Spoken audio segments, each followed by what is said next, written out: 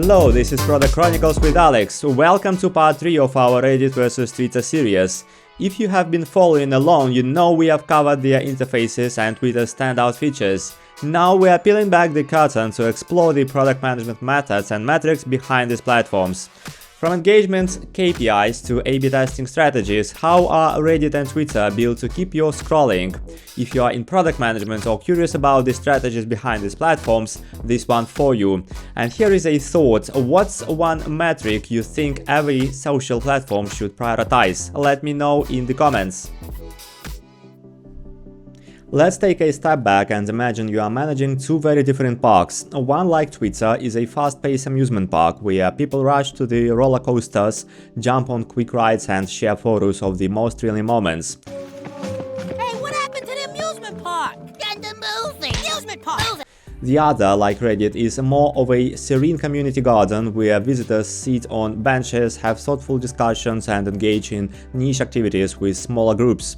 Both parks need management, but the way you measure success and the tools you use to improve them will look completely different. For Twitter, the lifeblood of the platform is engagement velocity. It's not just about how many people like, comment or share your tweet, it's about how fast the interaction happens. A key metric here could be time to first interaction, which measures how quickly a post gains traction after it's published. This metric tells product managers whether users are immediately drawn into the content or if it's taking too long to surface to the right audience. It's been too long. Way too long. For instance, a slow time to first interaction might indicate issues with algorithmic visibility or timing of tweets.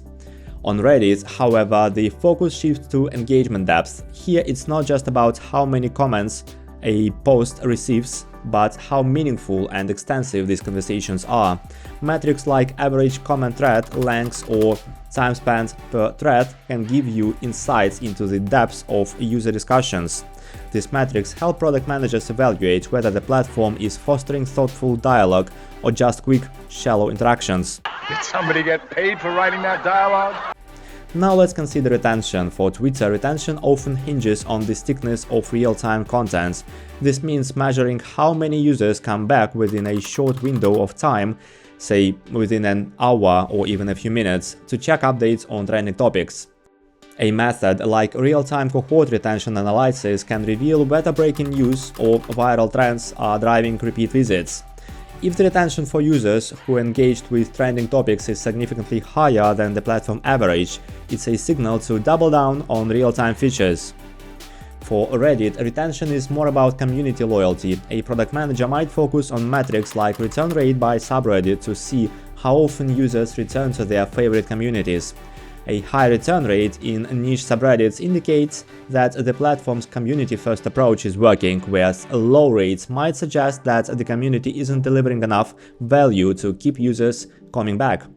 Let's talk discovery. On Twitter, the algorithmic explore feature is critical. Here, a useful metric could be algorithmic accuracy rate, essentially how often the For You tab successfully surfaces content that a user engages with.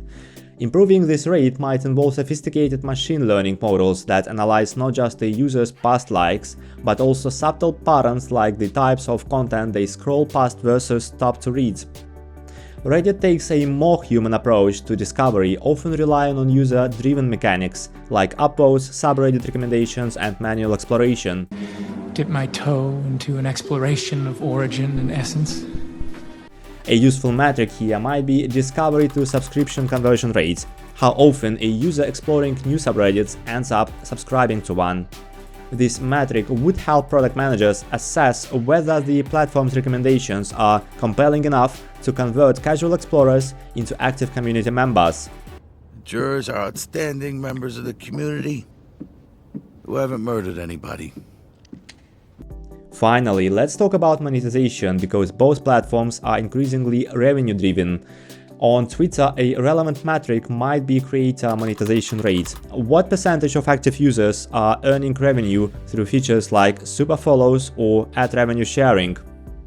A high monetization rate would indicate that Twitter's shift toward a creator economy is paying off, while a low rate might suggest friction in onboarding creators or issues with revenue distribution. On Reddit, monetization is often tied to premium memberships and community-focused features like Reddit coins. A key metric here could be community-driven revenue growth, which measures how much of the platform's revenue comes from users supporting communities rather than direct ads. This metric aligns with Reddit's ethos of empowering communities while diversifying its revenue streams. Now, when it comes to methods, both platforms might benefit from advanced tools like predictive modeling. For Twitter, predictive models could anticipate which topics will trend next, optimizing the platform's ability to push relevant content to the forefront.